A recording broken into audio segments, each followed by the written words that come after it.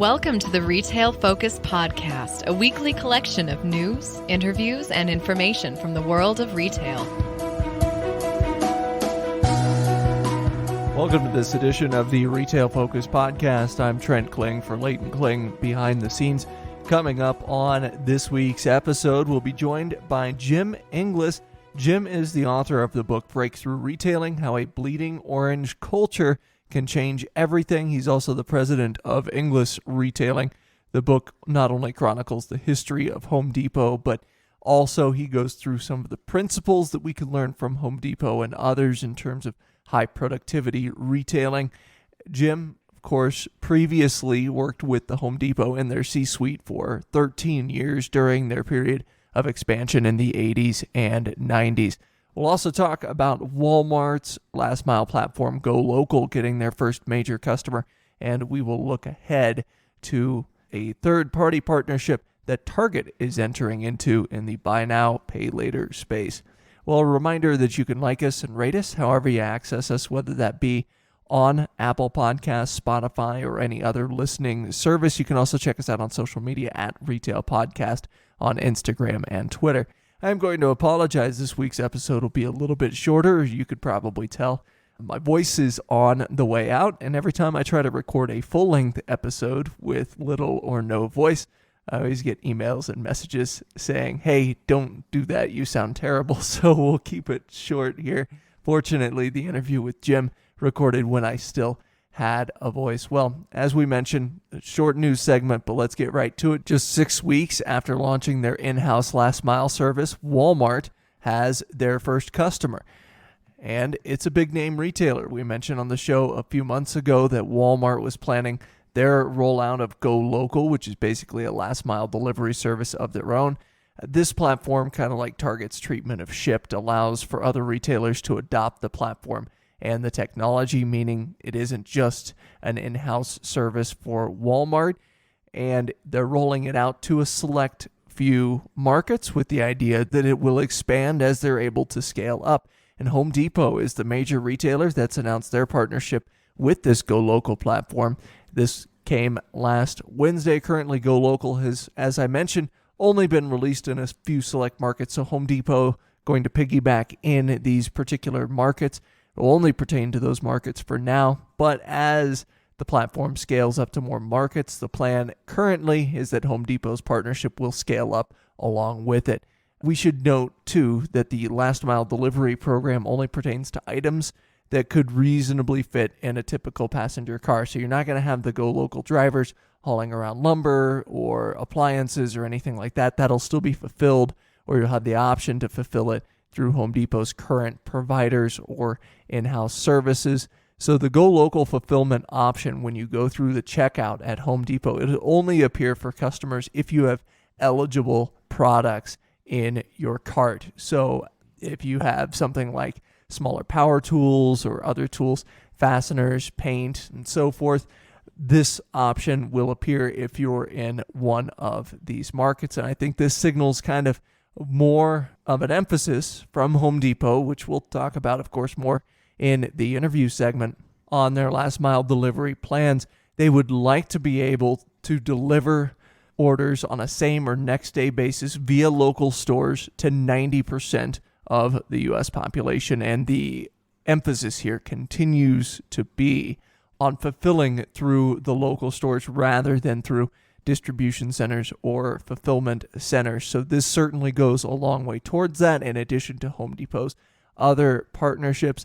Now, one of the interesting things I thought, at least from this release, is that GoLocal, when Walmart was discussing this, offered a number of back-end technologies as far as their own logistics platforms, but it's unclear as to how or to what extent Home Depot will leverage these, or if they're strictly just leveraging the transportation and delivery aspects. Certainly from the releases that we have so far, it seems like Home Depot is simply just leveraging the transportation and delivery aspects. But I think this is important because you have a number of these last mile services, these services that are third-party services that can be used in a number of markets. And it'll be interesting to see if kind of Walmart's brand name among other retailers and their trustworthiness among other retailers will drive more partnerships. beyond just this Home Depot partnership. So again, Home Depot seeking to expand some of their last mile services, and it certainly seems like a rather low risk bet here, and a big get for Walmart and GoLocal that their first customer is such a big name retailer in Home Depot. Well, let's talk a little bit more about Home Depot. As I mentioned, our guest Jim Inglis wrote a book not only chronicling the growth of Home Depot, but also some of the principles that we can glean from Home Depot's growth. So we'll talk a little bit about the history of Home Depot, why they succeeded versus other home improvement chains that were either smaller or about the same size in square footage during the 1980s, and what Jim is most proud of from his retail career.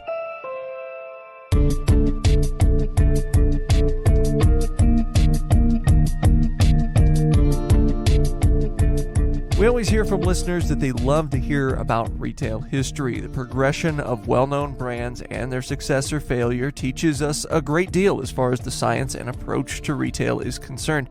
And there are always lessons to glean from a retailer's progression. When we talk about more meteoric rises in retail, Home Depot has to be in the conversation. We're pleased to be joined by Jim Inglis, author of the book Breakthrough Retailing: How a Bleeding Orange Culture Can Change Everything, also the president of Inglis Retailing.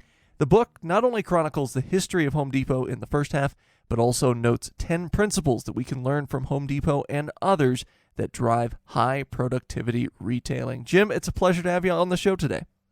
Thank you, Trent. I'm happy to be here. Now, I gave a brief introduction about you, but since we'll be talking a bit about your experience throughout the interview, I was wondering if you could give our listeners maybe a brief overview of your retail career to this point and some of the experience you bring as you were writing this book.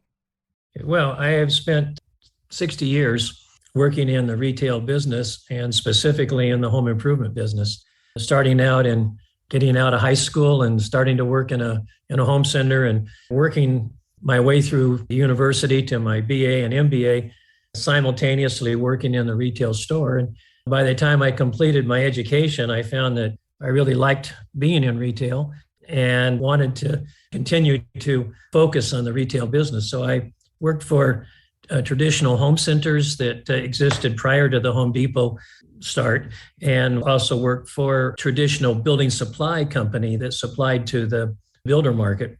But in 1980 was the first full year of Home Depot's business, and in 1983, I joined the company. At that time, Home Depot had 8 stores, and I spent the next 13 years with Home Depot. When we first started, we had many hats and did different jobs, but basically I was initially responsible for about half of the merchandising departments. In 1985, we decided to expand from our southern base, Southeast United States base, to the West Coast. So I moved back to the West Coast and helped open the West Coast stores where I was vice president of merchandising. In 1990, we opened the Northeast division. So now we had 3 divisions: a Southern division, a West Coast division, and a Northeast division.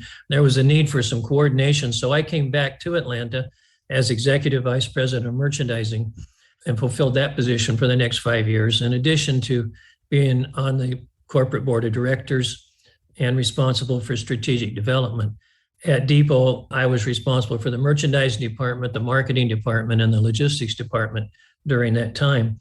I left Home Depot in 96 and began working with other home centers around the world in 1998. And so I served on the board of one of the first Chinese home centers, and I've been an advisor to the board of leading home centers in Australia, Japan, South America, and Europe. And I've really done that for the last 20 years. And essentially, my book, the first half of the book chronicles the history of Home Depot, but the second half is the principles of retailing that I have found have been very helpful in training these international retailers in how to essentially emulate the Home Depot in their own markets and become the leading big box warehouse home center in each of their markets. Now, something that's kind of addressed in the book, but also something you address to a certain extent in talking about your retail career, is the fact that Home Depot, along with a few others, really revolutionized what it meant to have a home improvement or building supply retailer in the U.S. There are a lot of our listeners that probably don't know much outside of the current Home Depot and Lowe's based landscape that's out there today, but it was very different in all likelihood when you broke in. I remember you'd pay less cashways. Builder Square was starting in 1983. In what ways did Home Depot really revolutionize the home improvement and building materials retail space? Prior to 1980 in the United States, there were 32 regional home centers, and you mentioned a few of them, but there's quite a list. Home Depot essentially was a disruptor. Just like you think of Amazon today as a disruptor today, well, in 1980, Home Depot was a disruptor because basically all of these home centers purchased through two-step distribution, had relatively small stores based on more of a convenience format for the DIY customer. What Home Depot did was say, we're going to open big stores, and the stores we opened were twice as big as the market model. And because of that, we will be able to purchase in truckload quantities. We will be able to buy direct. We will be able to eliminate wholesale distribution. And so that was the disruption. The disruption was that the whole supply chain for the home improvement industry changed because of Home Depot. And over the next 20 years, as Home Depot entered each of those markets where those 32 retailers were, each one of those retailers ultimately went out of business. Some of those retailers also tried to open big stores. Builder Square was a good example. It started in San Antonio, opened some stores, sold to Kmart. And with Kmart's money, they, for a while, had even more stores than Home Depot had. But they didn't have the culture that Home Depot had. You can build a big store, you can fill it with merchandise, you can even price it the same as Depot, but that doesn't mean you know the secret sauce. You don't know the elixir that makes it work. And so today, the market consists of three big box home centers: Home Depot, Lowe's, and Menards, which is in the Midwest. But even today, by any numbers, in terms of total volume, in terms of return on equity, in terms of sales per square meter, whatever the measurement is for the productivity, Home Depot is today still by far the dominant market leader. Now, you mentioned during your span at the Home Depot, obviously expansion was a key, and it seemed like expansion was regular. In some circumstances, I remember hearing numbers where it's like Home Depot opens a store every week, every couple of weeks, that type of thing. While you were there, what type of growth did you experience when you were at the company? What developments did you see that made that growth sustainable, unlike the likes of Builder Square or in other forms of retail, Blockbuster, Far More, that type of thing? Yeah, well, when we opened our stores in Atlanta, about 1984, I guess it was, we branched out and purchased a company called Bullwater. And during that year, we found ourselves in a situation where we thought we may have bit off more than we could chew. And so at that time, the company decided that they would put a speed monitor in place that we would grow our business by 25% a year. And we knew that by doing that, by the year 2000, we would have 1,000 stores in the United States. And of course, when you grow at 25% a year, that compounds annually. And so, by the time I left the company, which was in 96, we were in fact opening over 100 stores a year. So yes, it was on the average about 2 stores a week. I wish they were that evenly spaced. They weren't. But the way we did that is we had 4 distinct divisions of the company, geographical divisions. And so each division was responsible, in effect, to open 25 stores. And so that's how we managed that kind of rapid growth. But again, the speed limit was 25% per year, because that's what we felt we needed in order to develop the systems, to develop the staff, to develop the training, develop the people, develop the supply chain that we couldn't get out in front of our skis. And as a result, that 25% guideline was the basic operating rule. You've talked about some ways in which you got new stores prepared to open and kind of divvied up the responsibility for that throughout the course of the company. I'm curious what kind of checks were in place to ensure that these new stores, once they got off the ground after 1 year, 2 years, etc., remained successful, where it seemed like a lot of other retailers just kind of abandoned the new stores to look at the other new stores that they were opening. Well, probably the good comparison was the company you mentioned, which was Builder Square. Builder Square went into every market as fast as they could. So they wanted to get into the markets before Home Depot was there. And so they would open stores, one store in a market, and then jump to the next market and jump to the next market. In our case, we were always focused on, yes, we would open a new market, but then we would also backfill into our existing market so that we could grow our dominance within that market. And the result was that we had a much stronger front of mind awareness with our customer. We had a much better trained sales force. We had a much better culture in our company. And we had a better supply chain because our growth geographically wasn't as fast as Builders Square. But when we went into a market, we were prepared to be the dominant player in that market. And of course, the result was that ultimately we did get across the country. It took us 20 years to go from coast to coast and border to border. But by pacing ourselves, we were able to do it right and maintain that right relationship with our customers. Now, you've mentioned it already during this interview, but also throughout the book, a thread runs, and not only in the first half, but it also comes up as you talk about the 10 principles as well. It's that culture at Home Depot. To someone who has never worked at Home Depot, how would you best describe this culture that pervades through the entire business from the top down? Well, the culture really starts with a servant leadership. And the servant leadership is going to set certain values. They're going to demonstrate certain behavior. And that behavior, when it's consistent, helps develop that culture. And the culture defines a mission. And that mission becomes something that the staff can grasp onto, that the associates can take ownership for. And that mission at Home Depot was customer service, was delighting the customer. And as a result, the company decentralized its structure so that there was responsibility, there was delegation, and there was ownership at the local level to always put that customer first and to be able to make decisions at the local level. And in order to do that, you have to not just train your staff in terms of how to do the job, but you have to educate them as to the why of the job. And once they understand the why, then you can have confidence to give them that authority to make those local decisions, to do whatever it takes to maintain the right relationship with your customer. The mantra has to be, we will give the customer no reason to ever shop elsewhere. And you have to establish that mantra and then give the authority to the associates to accept ownership for that customer-centric policy.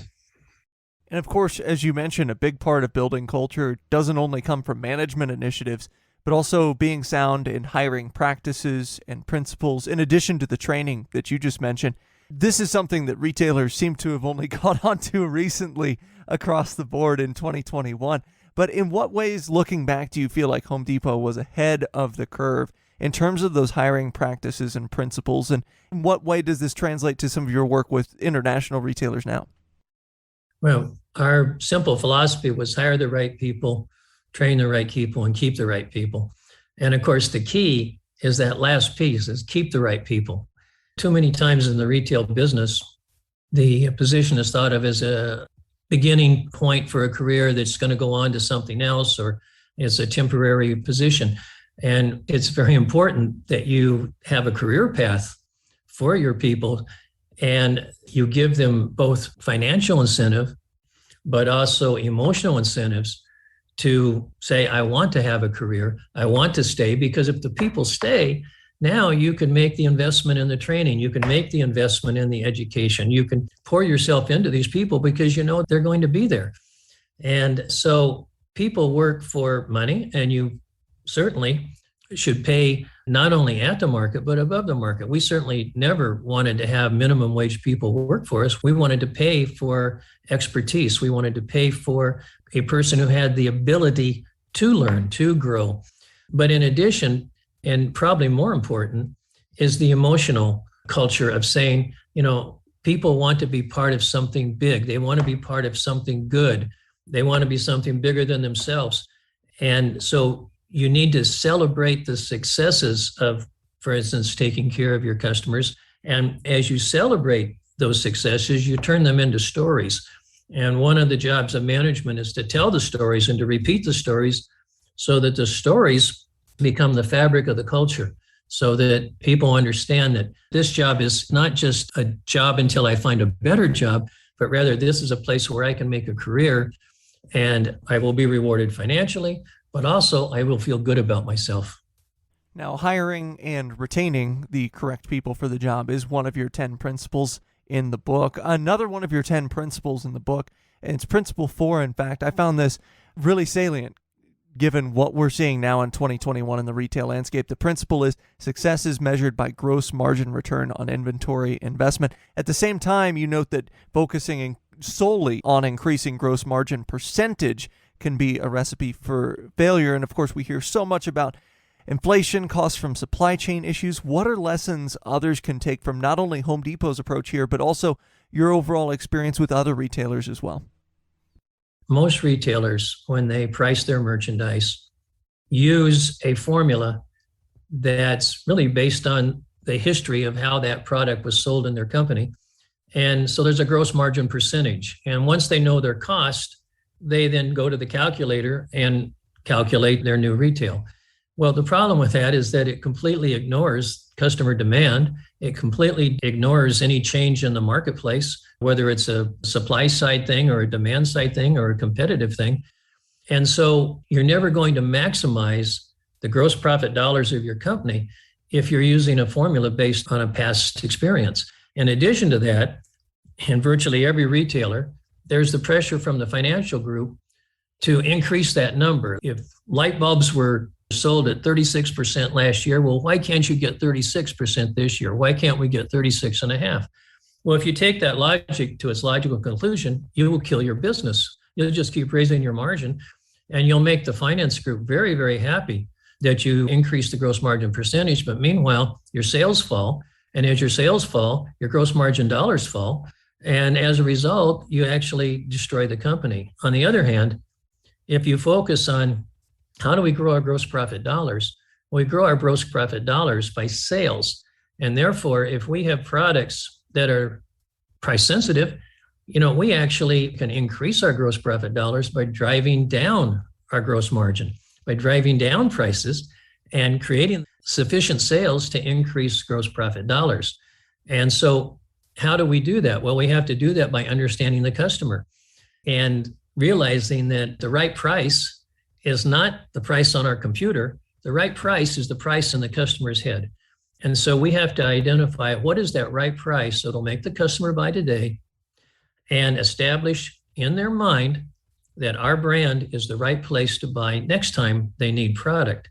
And so by focusing on gross profit dollars, you are forced to focus not on your cost, but you're forced to focus on the customer's mind, the customer's demand, the customer's opinion. And if you do that properly, your GMROI, your gross margin return on investment, will go up. It's a direct relationship of responding properly to your customer. I would say most retailers do not understand that. And most retailers continue to price their goods with a calculator, and they'll never maximize their gross profit dollars doing it. As we wrap it up here, something I like to ask everyone that we have on the show that's had an illustrious retail career such as yours, as you look back at your 60 years, as you say, in retail, what is it that you're maybe most proud of accomplishing during the course of your career? Well, I guess, I would say that at the end of my career here, I decided to put all of these thoughts into my book. And we published the book 2 weeks ago.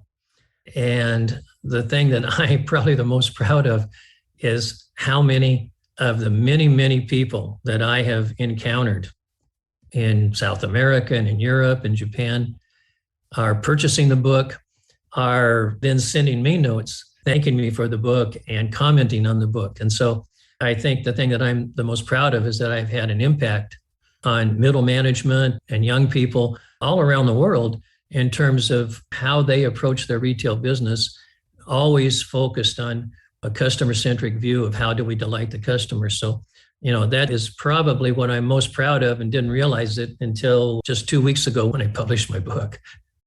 Well, that's a great realization to have, nonetheless, as you get that book published a couple of weeks ago. And once again, the book is called Breakthrough Retailing: How a Bleeding Orange Culture Can Change Everything.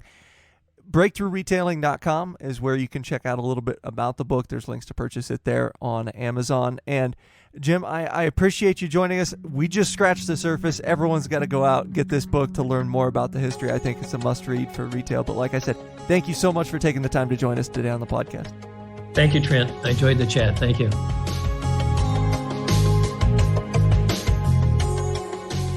As always, we may have a position in or against companies we discuss on the podcast. Do not invest in stocks solely on the input of the podcast hosts.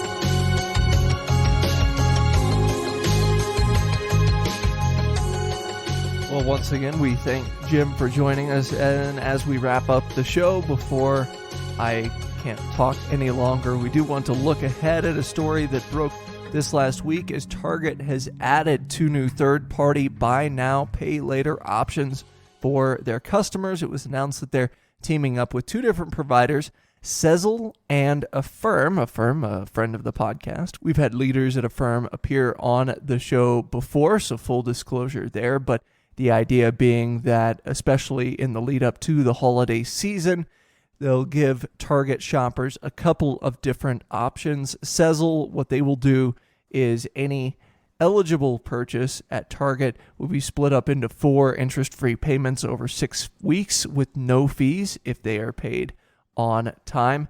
Meanwhile, Affirm, for purchases over $100, they'll offer a pay-at-your-own pace platform, usually monthly payments. You'll digitally apply with Affirm, and then you can shop online at target.com. Use Affirm as your method of payment. So 2 different platforms there, but 2 different ways in which they're being employed. And the reason I'm looking ahead is we're getting word from a number of researchers, including something that was cited this week in Chain Store Age from eMarketer, where a lot of people are using these buy now, pay later options, especially the ones built into retailers' platforms rather than using credit cards on their own. According to this eMarketer data, in fact, more than 45 million U.S. customers will use a buy now, pay later platform in 2021. That is up over 80% over 2020. So these type of services are gaining traction. And the reason I'm looking ahead is just how much will retailers begin to put stock in these external programs. Of course, layaway has been a thing forever pretty much in retail, but you're seeing these third-party platforms that are able to do it with a little bit more agility, able to focus 100% of their resources on these buy now, pay later platforms.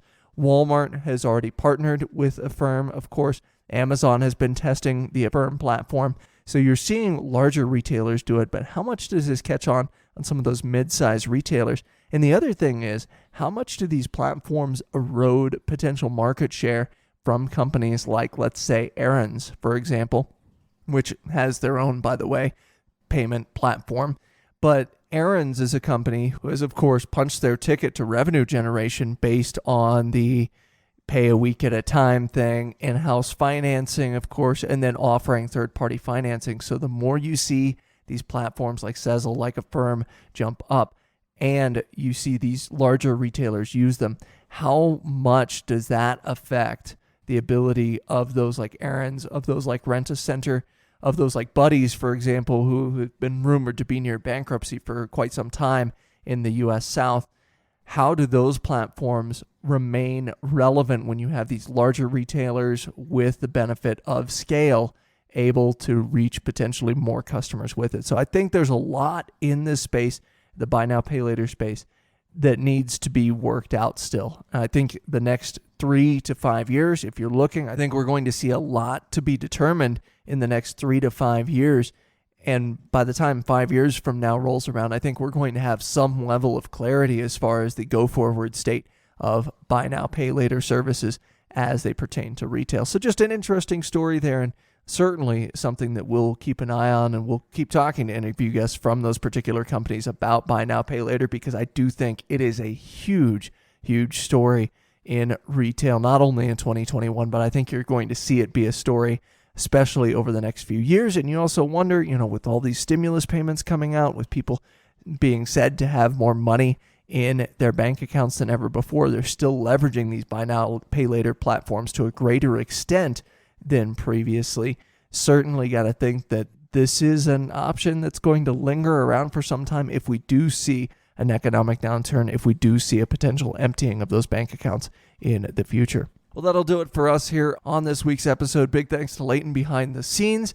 And coming up next week, we'll be joined by Emily Gray. Emily Gray is a small business consultant and expert, small retail consultant and expert, as well as a consultant for various retail brands. She'll be joining us to discuss the upcoming Small Business Saturday and what Q4 will look like for small retailers in 2021 versus 2020. Also some things that small retailers could or should focus on going into the holiday sales season. Until then, hopefully I get my voice back, at least to some extent, and we'll see you about 7 days from now. This has been the Retail Focus Podcast. For more, visit our website at retailfocuspodcast.com and subscribe on iTunes or Stitcher. Follow us on Twitter at Retail Podcast.